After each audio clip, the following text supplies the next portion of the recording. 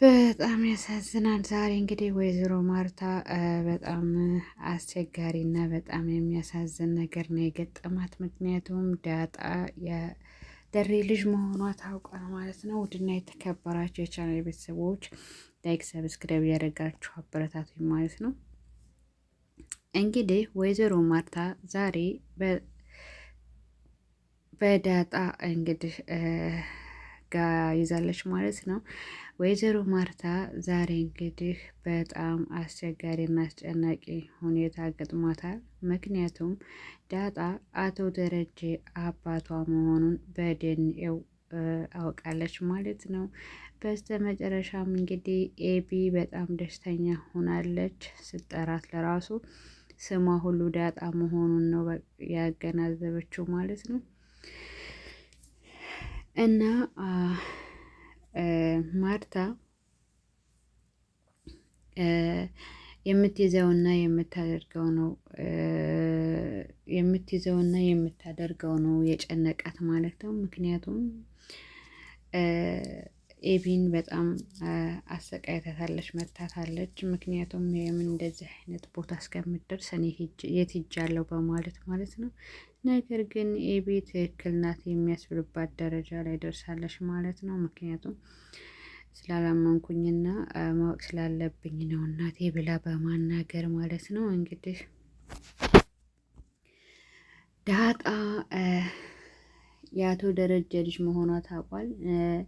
ማርታም እንግዲህ አቶ ደረጀ ሲመጣ የምትይዘውና የምታደርገውን ሁሉ ግራ ግብት ብሏት አቶ ደረጀን እንግዲህ የሆነ ምን ሆነሽ ነው ምናምን እያለ ሲላት ከውጭ ሲገባ ፊቷ ሁሉ ተቀያይሮ ነበረ እና ምንድነው የተፈጠረው ሲላት ኤቢ ናት ምናምን በማለት ኤቢ አበሳጭታኝ ነው በማለት ነገረችው ማለት ነው። ነገር ግን አንዳንድ ጊዜ ዛሬ ከወይዘሮ ማርታ የተማርነው ነገር ምንድን ነው?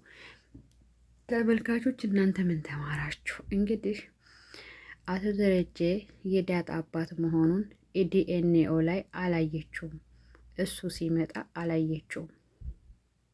ወረቀቱን በመደበቅ እንትን ብላለች። እዚህ ጋር ወይዘሮ ማርታ ለነገር አለመረጧና ባሏን ማመኗ በጣም ያስደስታል ማለት ነው። ሲቀጥል ደግሞ ኤቢ ያደረገችው ነገር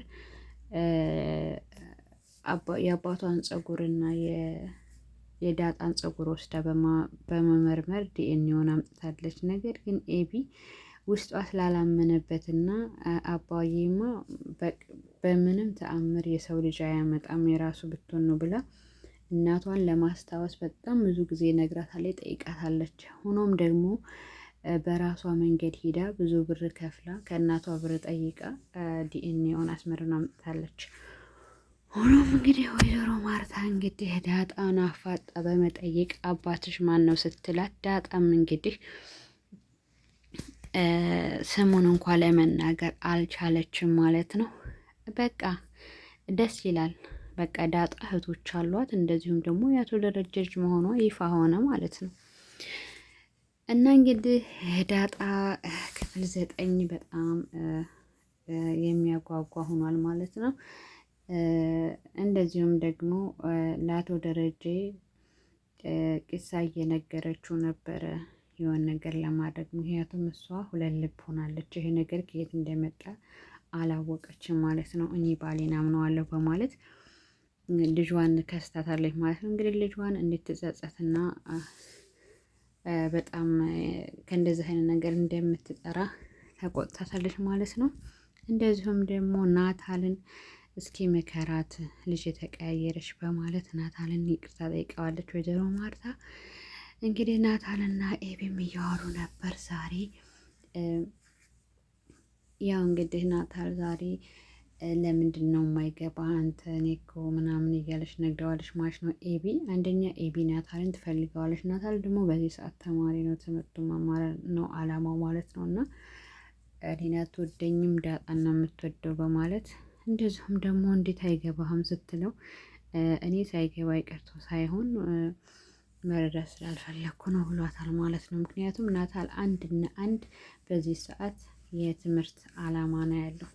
እና እንግዲህ ልሰብበት ብሏታል ማለት ነው። ናታልም እንግዲህ ኤቢም ደስ ብሏት ካለችበት ቁጭ ብል ተነስታ እሱን ሰላም በማለት እና ወደ ቤት በመመለስ ቀጥሏል ማለት ነው። ሲቀጥል ደግሞ ውሃ እና ዳጣ እንግዲህ ወክ እያደረጉ ነበር ዛሬ። ውሃም እንግዲህ የትምህርት ቤት ልጅ የሆነ መድኃኒት ማን ነው ሀላዋ ሰጥቶኝ እያለቻት ነበረ። እንግዲህ ዳጣ ማስጠዳታለች።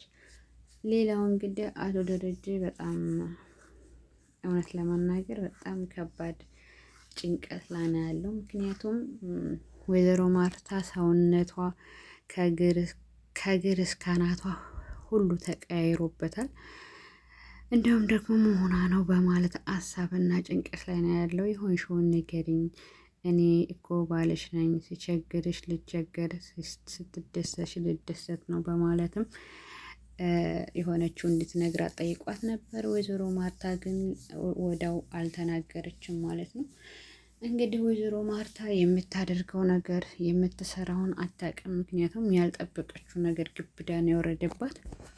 በዛ ላይ እንግዲህ ሰላምና ዳጣ እንግዲህ ሰላም ዳጣን እየጠየቀቻት ነበር። ዳጣ ተከዝ ብላ ቁጭ በማለት በቃ ዛሬ ህልም አየሁኝ እናቴ ስታሯሩጥ ምናምን እያለቻት ነበረ። ወይዘሮ እንግዲህ ሰራተኛውም ሰላምም እንዴ ለዚህ ነው እንደምትጨነቂው በይ አትጨነቂ እያለቻት ነበር ይመስለኛል። ዳጣና ሰላም እናትና ልጅ ናቸው። እስኪ ይህንን እንትን ያለ ኮሜንት ላይ ይጻፍልኝ ማለት ነው። እና ውዶቼ የዛሬው እንግዲህ ክፍል 9 የዳጣ ድራማ ላይ በጣም ወይዘሮ ማርታ ችግር ውስጥ ገብታለች ማለት ነው። በጣም ያላሰበችው እና ግብዳ ነገር ነው የወረደባትም። እንግዲህ አቶ ደረጀም እንግዲህ በጣም ውስጡ እየተረበሸ እየጨነቀው ነው ያለው ማለት ነው። እና ጋይስ ወዴት እየሄድን ነው? እስኪ ወዴት እየሄደ ነው ይሄ ድራማ ማለት ነው? ወዴት የሚሄድ ይመስላችኋል? እና እንግዲህ ዳጣም እንግዲህ በዚህ ቤተሰብ ላይ እንግዲህ ከተቀላቀለች ቆይታለች። ምክንያቱም ዳጣ እንግዲህ አሁን አባትነቷ ከተረጋገጠ ኤቢ ምን እንደሚውጣት እና ምን እንደምትሆን እንግዲህ መገመት አይከብድም ማለት ነው። ምክንያቱም ወይዘሮ ማርታ ልጃችን በጣም እያስቸገረች ነው፣ እየተቀያየረች ነው ምናምን ብላ ስትለው እንግዲህ ያለው ነገር ይሄ ነው። ላይክ ሰብስክራይብ ያደረጋችሁ አበረታቱ። ባይ ባይ።